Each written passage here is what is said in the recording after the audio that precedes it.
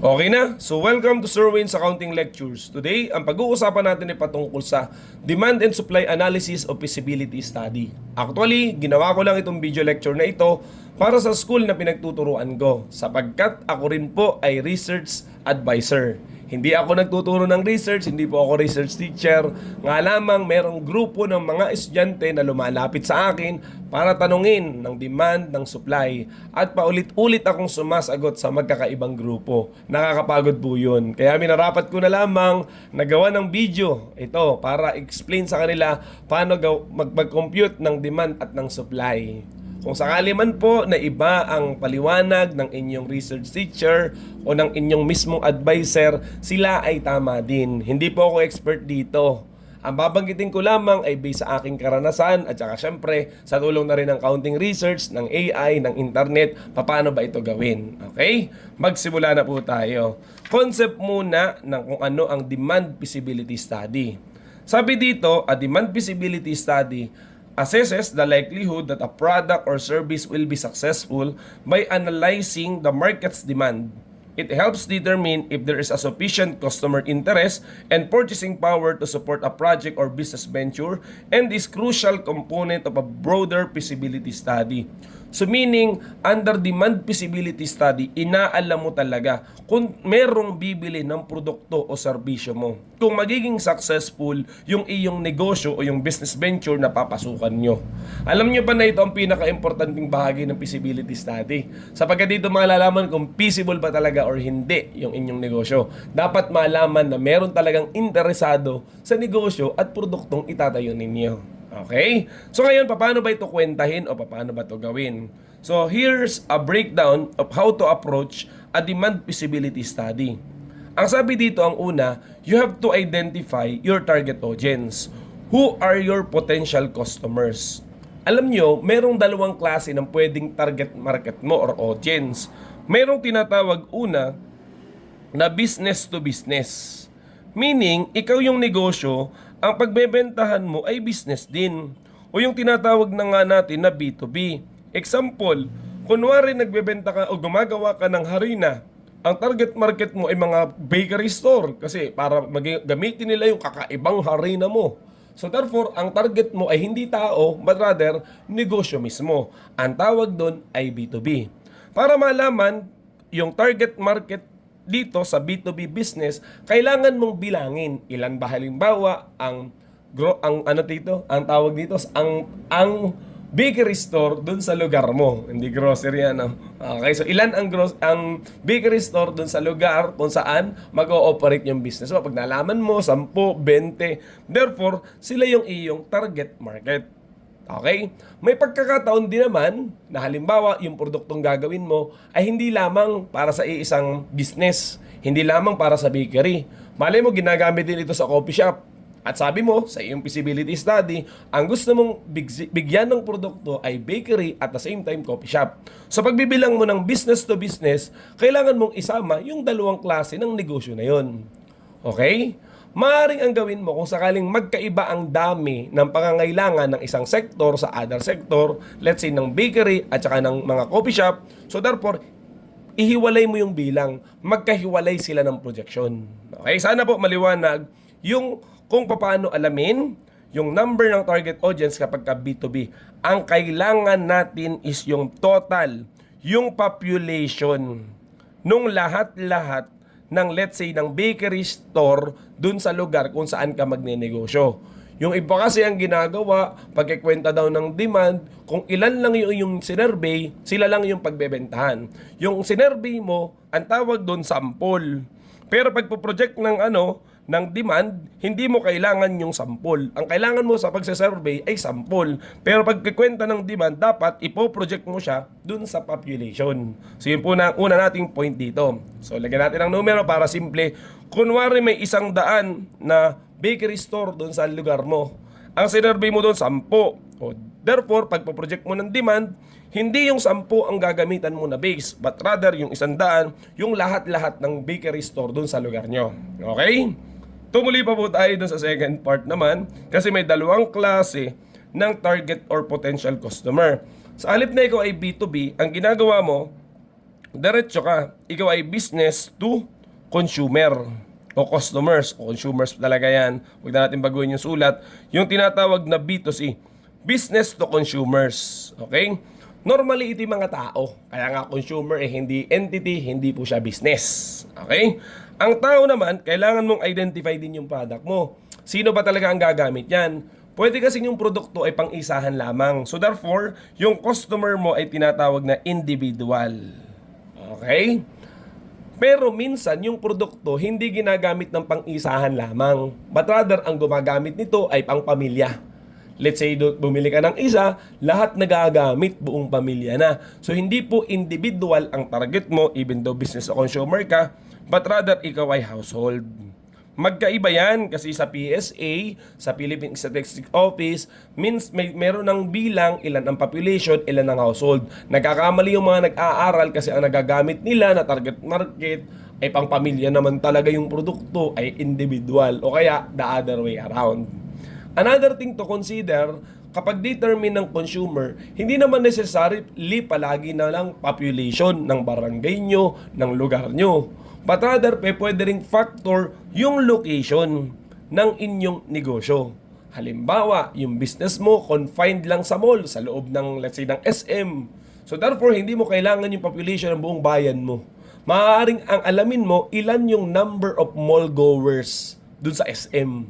Parang ganun. So it doesn't matter kung kababayan mo siya o taga ibang lugar, kung malapit lang din naman yung ibang bayan sa inyo, ang kailangan mong malaman ay traffic dun sa mall. Halimbawa rin, ang target market mo ay mga turista. So therefore, hindi mo rin kailangan yung population ng barangay nyo o kung nasaan yung resort mo.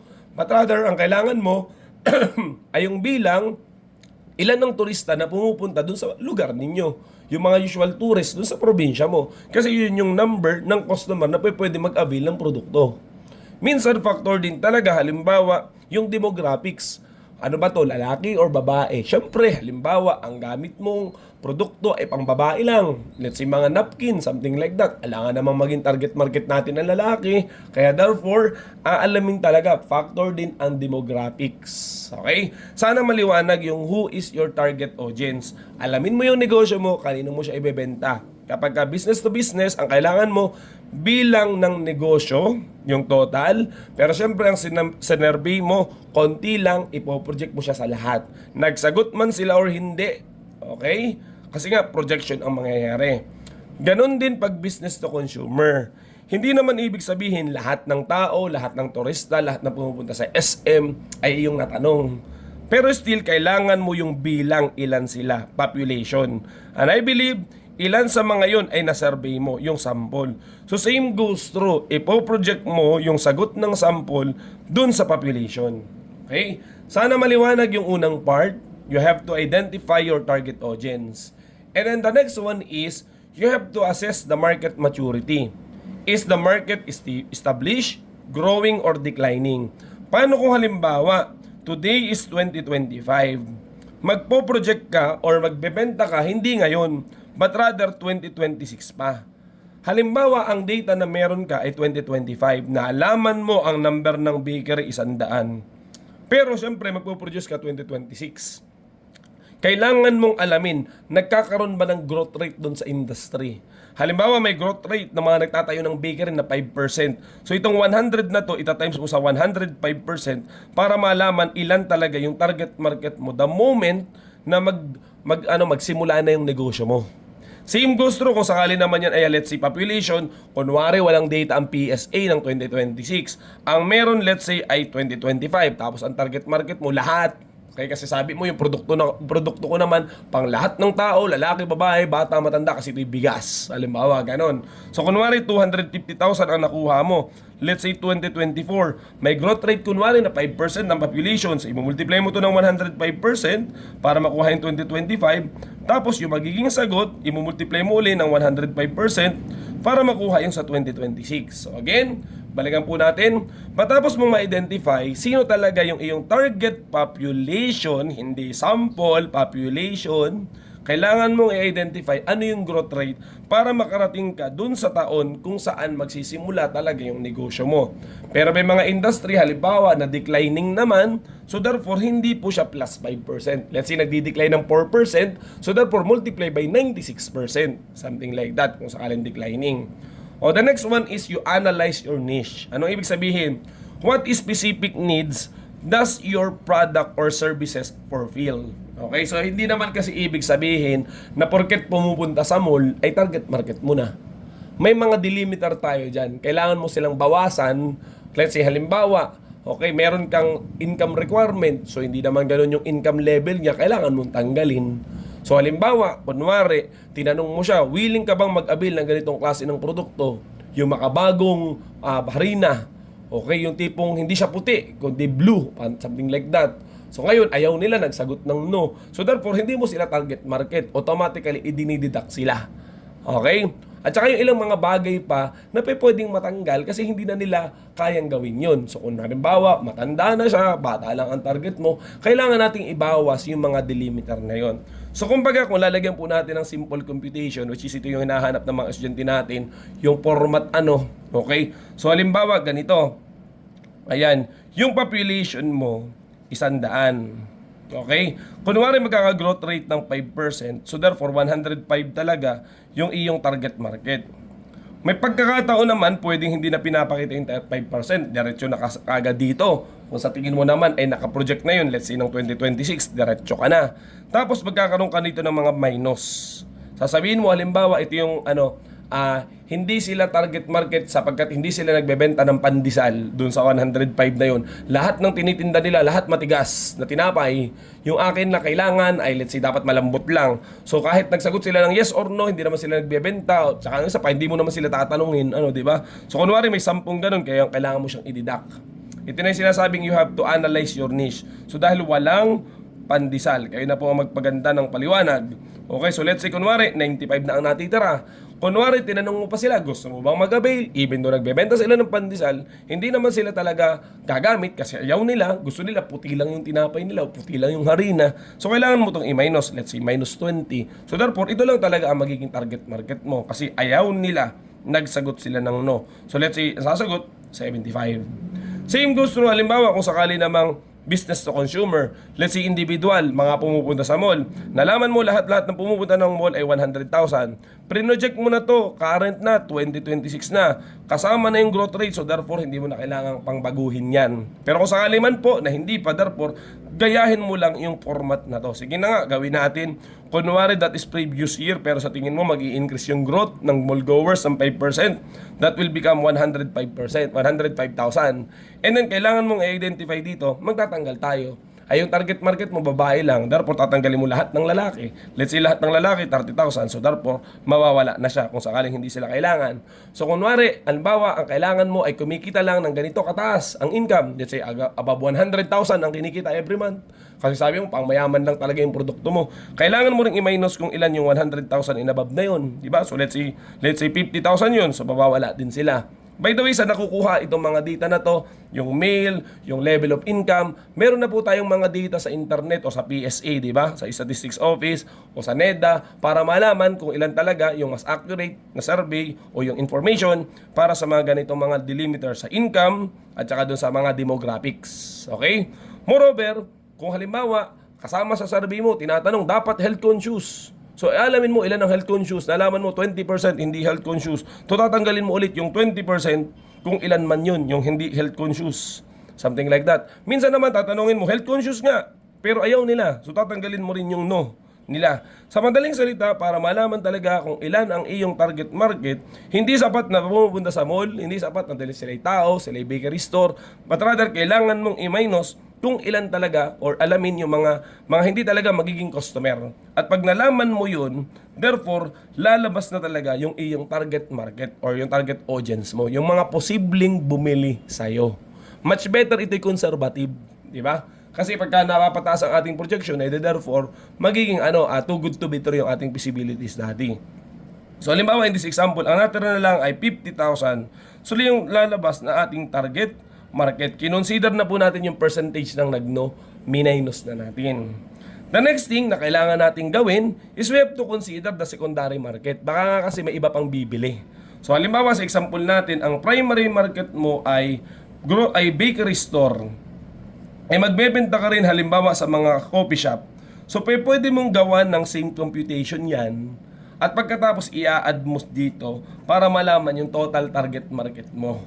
Pwede rin naman halimbawa ang target market mo ay taga-mall, pero pwede rin yung mga nag-o-online shopping lang o kung ano man, yung mga taga-labas ng mall o halimbawa ay turista. Okay, basta yung mga iba pa na pwede mong maging target customer. So pwede mo siyang idagdag, okay? Dito kung sakaling meron. Okay? Pero kung sakaling namang wala at focus ka lang or for simplicity of the study, gusto mo isa lang talaga, therefore wala ka nang i-add. Kung anong lalabas sa target market, yun na rin mismo magiging ating demand.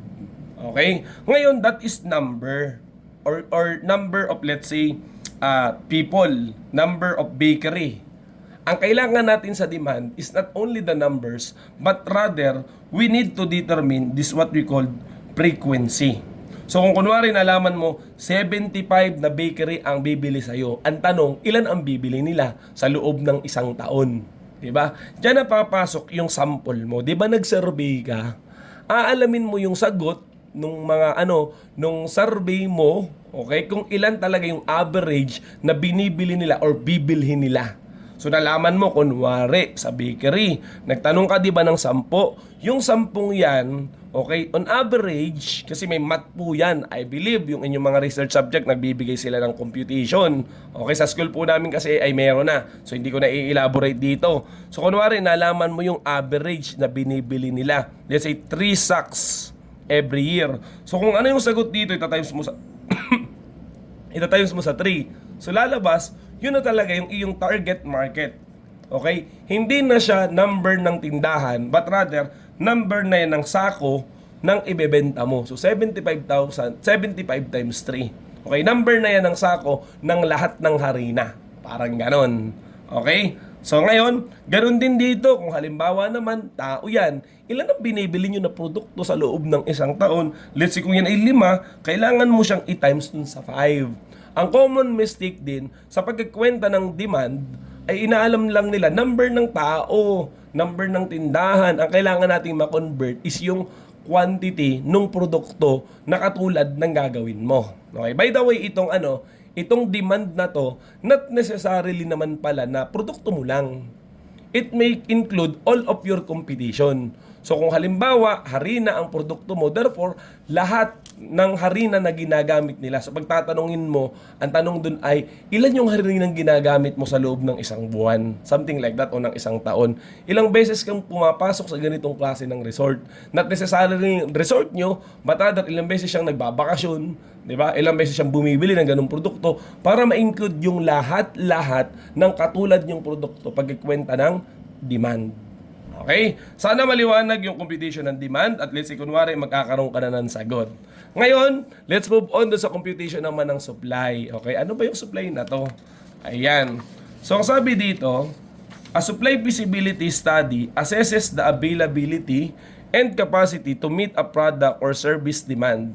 It involves analyzing the current supply, estimating future supply, and comparing it to projected demand to identify the potential gaps. Yung gagawin natin to, yung demand-supply gap. This analysis helps determine if a proposed project is viable based on the supply side effect. Nalaman mo na kasi kanina ilan yung mga possible na consumer or bibili ng produkto. Ngayon, sa case ng supply, ang common mistake ng iba, akala nila dito, yung mga supply o yung mga materials na gagamitin pagbubuo ng produkto. So kung halimbawa, gagawa ka ng harina, so ilang trigo, ilang tubig, ilang asukal, kung meron man na ganun, nakuha niyo yung point. Hindi po yun yung raw materials, even though supplies naman talaga sila o galing sa supplier mo pagpuproduce ng produkto. Nakakakita po tayo ng ibang feasibility study, ganun ang interpretation nila ng supply. Mali po yun. Ang ibig sabihin ng supply dito is yung competition.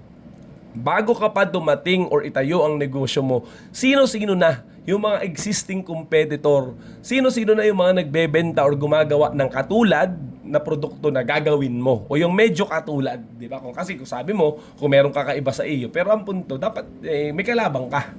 Okay, therefore, this is the process to determine the supply. You have to identify the existing supply. Identify and analyze the current supplier and their production capacity. So kung halimbawa, kunwari, harina na nga yan, sino-sino yung mga manufacturer ng harina? So ilagay mo yung mga brand, si brand, let's say si Exora, kunwari, si brand A, si brand B. Kailangan mong malaman ilan yung pinoproduce nila. Halimbawa, doon sa vicinity ng lugar mo, kung halimbawa, nandun yung kanilang factory. So, kung kunwari na 100, 300, and 200, therefore, yan na yung total ng supply mo. 3, 4, 5, 600. Okay? Yun na po yun. Nga lamang may pagkakataon, syempre, hindi mo kayang malaman kung ilan lahat. Paano kung kunwari, binilang mo yung dami ng tindahan, di ba? Nagtatanong ka sa kanila. Okay? Ay sila lahat ng tindahan ay 25. Ang natanong mo lang, tatatlo lang. So, anong gagawin mo? Hindi mo nga mapasagot yung iba. So, ang gagawin lang natin yung 600 dahil tatlo yung na-interview mo, di-divide mo sa 3. Doon lalabas 200. Okay? Kumbaga, in-average mo ulit. Parang ito kanina yung sa demand. Ganito rin yung process. Okay? Pagka-average nun, i-multiply mo. Again, kung sila 100, edi times mo sa 100. So, ito na ngayon yung total ng supply mo. Okay? Sana po maliwanag. Ganun lang kasimple ang pagdidetermine ng supply. Okay?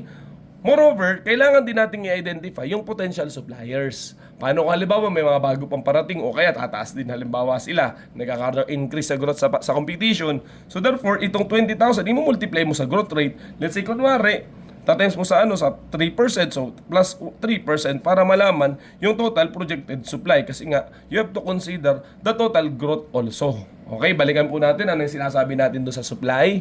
Ang supply ay pag-alam ano na yung mga existing na mga nagpo-produce ng katulad mo na produkto.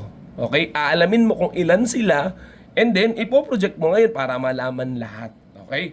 Not necessarily kung ilan lang yung bilang ng competitor, kailangan mismo yung number of your production. Di ba kanina doon sa demand kung yun ay dami ng sako ng harina, dapat dami ng sako din ang malaman mo. Okay, so kung ilan po yun, edi tatanungin mo talaga yung mga tindahan, mga manufacturer or something. Ngayon mag-iisip yung iba, sir, di ba yan ay para sa B2B? Kasi syempre, harina yan eh. Paano po kami? Kami po ay B2C. Ano po yung supply namin? Walang pagkakaiba, ganun din. Ang B2C, okay, ang aalamin mo, mga kalaban mong kumpanya nga na gumagawa din o naglilingkod ng katulad na serbisyo. Halimbawa, ikaw ay, let's say, resort. Ilan yung resort na available ngayon doon sa market mo? Ilista mo yung mga pangalan. At pagkatapos, alamin mo ilan yung customer nila everyday. Something like that. Di yun yung supply. Kasi when we say supply, ilan na yung existing na competitor, ilan yung kanilang capacity, ilan yung kanilang naiibigay, ilan yung kaya nila. Di ba? Kaya nga, supply eh. Okay? Yung nag-i-exist dun sa market. So again, mas simple lang po ito pagkikwenta kaysa sa demand. Kasi dito lang kailangan mong alamin ay ilan yung existing na meron dun sa industry o dun sa lugar na pagtatayuan ng negosyo mo. Ay sir, dun sa lugar na pagtatayuan ko, kami pa lang yung first time, wala talaga kaming kalaban. As in, wala po. Halimbawa, may ganun ipagpalagay na totoo. So therefore, ang supply mo, zero. So may computation ka ng demand pero wala kang supply. Kung totoo na wala pa talagang katulad o at least yung malapit ng produkto na meron ka. Pero I doubt it, di ba? Kasi madalas naman, palagi nang merong available. Ang tanong na nga lang talaga dyan ay, sapat ba yung ibinibigay ng supply, okay, kaysa dun sa gustong bilhin o dun sa demand? Kaya therefore, pumupunta tayo dun sa ikatlong bahagi ng computation ng demand and supply. At yun na nga yung kanilang analysis. We do the demand and supply analysis. To compute the demand and supply analysis in a feasibility study, you need to estimate the potential demand for your product or service and compare it with the available supply. This involves calculating the total market demand, analyzing supply, and identifying the demand and supply gap. So basically, di ba kanina, pinaliwanag na natin, nalaman mo na yung demand in quantity. So yan na yung demand. Nalaman mo na rin ilan yung supply, also in quantity. You have to compare them. And you get the difference. The difference is this what we call the gap. Gap kung sakaling mas mataas ang demand kaysa sa supply. So basically, ang lalabas ay positive. Pero kung sakali naman na ang lumabas ay negative, kung saan mas mataas ang supply kaysa sa demand, therefore, ang tawag naman dun ay deficit. Okay? What is the point? Okay? Kung sakaling gap ang lalabas, meaning may window of opportunity pa para itayo yung negosyo mo. Kasi syempre, meron pang nangangailangan at kulang ang nagdi-demand, ang nagsusupply nung gusto nila. Kung sakali naman halimbawa na baliktad, meaning parang maliit na yung opportunity, di ba? Kasi sobra-sobra na ang competition para dun sa iyong demand. Kumbaga, papasok ka pa sa industry na yan, ay sila na nga lang, kulang na. Okay, sorry. Sila na nga lang, sobra na. Dadamay ka pa. O, di ba? So, ibig sabihin, deficit. Okay, normally kapag ka feasibility study at deficit na po yan, okay, dalawa na lang ang pwede mong gawin. Mangagaw ka ng customer nila. Di ba? Kasi nga, sila nga, sobra-sobra na, papasok ka pa, hindi agawan na kayo. So yun po yung una. Pwede rin namang ang gawin, i-conclude mo not feasible ka kasi dun pa nga lang nalaman mo wala nang demand dun sa produkto mo o dun sa negosyo mo dahil yung mga supplier ay sobra-sobra na. Kaya kung sakali po na magpo-project tayo, syempre dapat yung totoo ano. Pero kung sakali man ang lalabas talaga ay deficit o mas mataas yung supply kaysa sa demand, malamang not feasible na yan most of the time. Pero kung unless na lang, sabihin mo talagang lilipat sila sa iyo kahit may competition na kung paano mo yan ipapaliwanag sa ibang chapter ng feasibility study mo. Kaya madalas talaga ang lumalabas sa mga feasible ay mga sitwasyon kung saan mas mataas ang demand kaysa sa supply. In short, merong gap. Okay? So again, nasagot na po natin paano kwentahin yung demand, yung binabanggit kanina. Nasagot na rin kung paano malaman, ipaliwanag pa natin. Nasagot na natin paano nakwenta yung demand. Ang demand ay dun sa likelihood o yung chance na pagbili ng mga customer mo. Customer yung base, di ba? Kung business to business, ilan ang kukunin ng negosyo na produkto. Pag sinabi naman natin business to consumer, ilan ang gustong bilhin or avail ng iyong mga consumer, di ba? Ng mga tao, ng mga household, something like that. Ito namang supply ay based sa competition. Ilan na yung mga player sa market? Ilan na yung mga kalaban mo? Ilan na yung kanilang napuproduce? Ilan yung kanilang capacity? Ilan na yung nabebentahan nila? Ang tawag doon ay supply. At ikumpara mo yun sa gusto ng market at saka ng mga competitors yung kanilang nagagawa, malalaman mo pag pinagkumpara itong gap na nga na binabanggit. Okay, ngayon, nasagot na yung demand, yung supply, yung gap. The next thing is market share. Ilan doon ang ipoproduce mo? Sabi kasi dito, narito nga pala yung process. Calculate the demand and supply gap. Subtract the total market supply to the total market demand. Then analyze the gap. Determine whether there is a surplus, yun na nga yung gap, kung sakaling mas mataas, or shortage, kung sakaling negative, of the product or service in the market. And then ang pangatlo mong gagawin is you consider the market share. Estimate what percentage of the market you aim to capture with your business. Aalamin mo na ilan ang kaya mo. Something like that. O ilan ang reasonable na posibleng sa'yo. So kung kunwari ang demand ay 100,000 at ang supply ay let's say 80,000, therefore, merong gap or surplus na 20,000. Ngayon mag-iisip ka na, papasok ako sa negosyong ito, bago ako. Sino ngayon ang usual na pwede kong pagbentahan? Okay? Hindi naman po ito yung standard yung approach, pero yung normal na ginagawa, yung pagbebentahan mo ay nakabase lang dun sa market gap. Kasi yung idea, yung mga dati nang bumibili, yung nasusuplayan na nila, malamang yung sa demand na yun, automatically may nagsusupply na. Ito kasing 20,000 na to, ang assumption dyan, yan yung mga gustong bumili pero walang mabilhan. O kaya yung may mga hinahanap pa na hindi nila malaman kung nasaan at kaya ka nga papasok para sila ang pagsilbihan. So normally, anong nangyayari? Para malaman ang iyong market share, kumukuha ka ng bahagdan o ng percentage o ng certain number dito sa market gap na to. Again, hindi po ito tao, ito yung number ng sako, frequency yan, hindi po yan yung tao at saka number ng negosyo. So halimbawa dito sa 20,000 na to, sabi mo, kaya ko dyan ang 5,000 based dun sa projection ko. Kaya ko dyan yung 5,000. So therefore, itong 5,000 na to, ito na yung market share mo. Okay? So normally, again, mas maganda, nandito ka lang sa loob nito. Meaning, part lang nitong 20,000. Pwede naman na mas mataas. Kasi ang ibig sabihin lang doon, makikipag-away ka na or aagawan mo na yung mga dating may supplier. Kasi nga, di ba sabi natin kanina, itong 80,000, meron nang nagbebenta sa kanila. Kasi nga, di ba, itong 100,000, yung 80,000, may nagbebenta na. Itong 20,000, wala pa. So kung magne-negosyo ka, sila yung magiging customer mo, yung mga wala pa. Pwede naman kumuha ka, mas mataas dito sa 20,000. Let's say, sabihin mo, 27,000. So, lahat ng walang mabilhan sa akin bibili. Tapos yung 7,000, aagawin ko sa iba. Depende na lang yan sa paliwanag mo. Pero normally, mas maganda, kaya yung normal approach ay fraction lang o bahagi lang nitong market gap na to. So, let's say, 5,000 yan, 15,000 yan, 10,000 yan. Okay? Tapos, paano sa malalaman kung ilan? Pwede kang tumingin doon sa mga supplier, yung mga kalaban mo, kumbaga. Ilan yung pinakamababa? Let's say, nakakagawa lang sila ng 5,000. So sabi mo, dahil bago ako, di mga 4 yung akin, or 3, o kaya papantayan ko lang sila. Huwag tayong too good to be true, di ba? So kumbaga, para malaman kung ilan ang kukunin mo dito, pwedeng lahat. Kaya mo eh. Okay? Pero most of the time, tinitingnan po yung competition. Hanggang ilan yung kaya ng kalaban mo. So basically, more or less, pag nagsisimula ka, mga ganun din yung pinakamababa.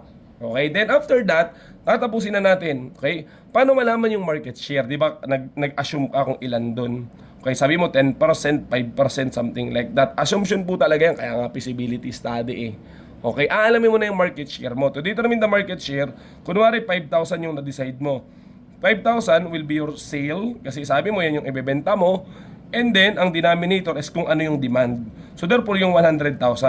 Kung ano yung naging sagot kanina doon sa computation natin dito, doon sa demand analysis. Di ba kanina nagkwenta tayo paano lalabas yung sa demand. So therefore, ang denominator is yung demand. Okay? So kung ano man yung percentage na lalabas, let's say 5%, therefore ito yung iyong market share. Okay? Pagkatapos ng tapos na, nakapag-analyze ka na ng demand, ng supply, makakapagkwenta ka na ng iyong potential sale. Doon sa mga nagtatanong, kaya ako nga ginawa itong lecture na to, di ba? Para i-project ito sa inyong financial study.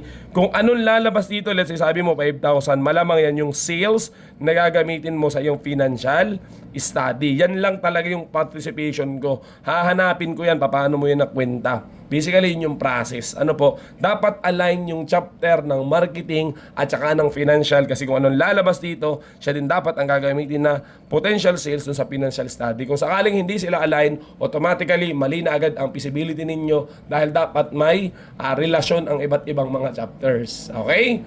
So, I don't know kung maganda po ang ating paliwanag. Ito po ay on the spot. Hindi po tayo nag-practice. Okay? So, sana may naintindihan kahit paano. Sana nakatulong. Ito po ay pang-estudyante ko lamang. Huwag niyo po akong tanongin paano talaga ito gawin. Hindi ko po ito expert. Hindi po ako expert dito. Sakto lang.